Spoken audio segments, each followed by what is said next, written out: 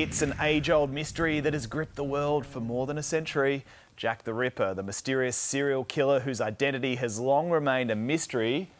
That is. Until now. Yeah. DNA from a shawl recovered at the scene of one of his crimes has incredibly found a 100% match.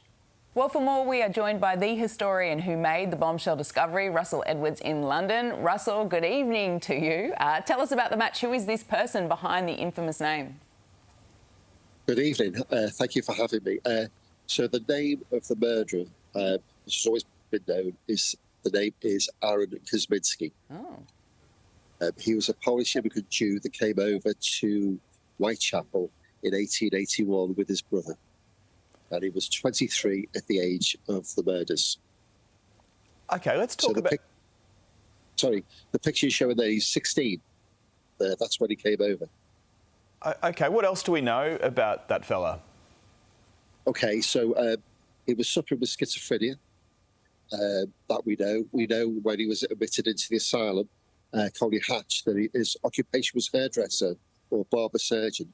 So in those days, you had anatomical knowledge, which when you know the case, you know that the murderer must have had anatomical knowledge to commit the crimes that he did.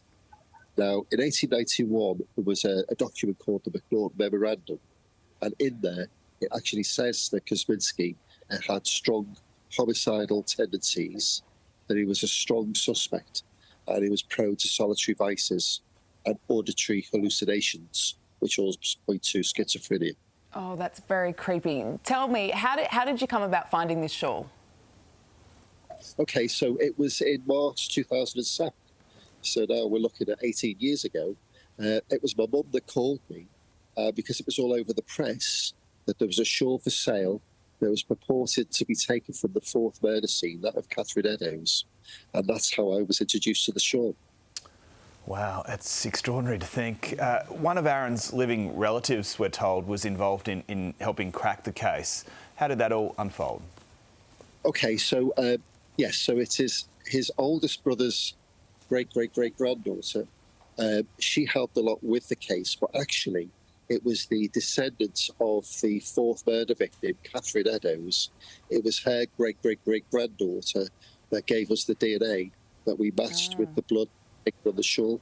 So as you're showing that picture, I'm here now at that actual murder scene right now. So right behind me, where you can see where I'm pointing. That's creepy, isn't it? Yeah.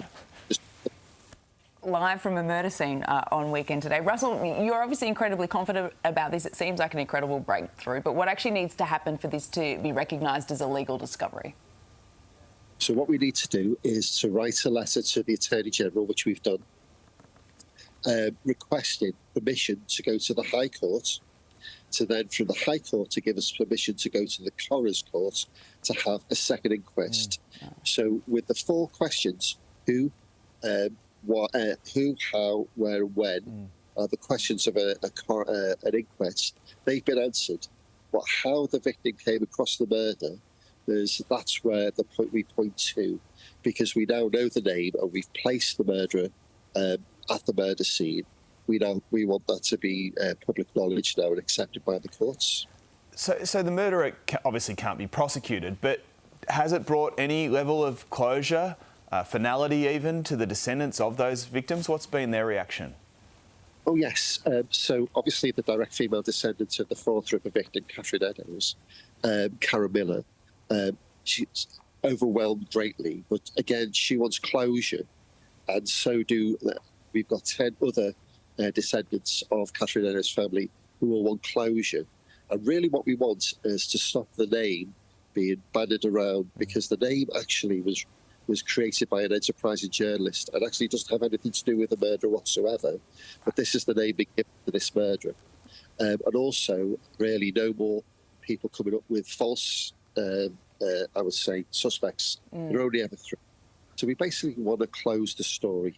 That's really what we're trying to do. Well, we hope that you and the relatives of those victims can get some closure. Russell, I think this is the first time we've spoken to someone from a murder scene. I have to say, it's been fascinating. Thank you so much for joining us. My pleasure. Thank you very much for having me.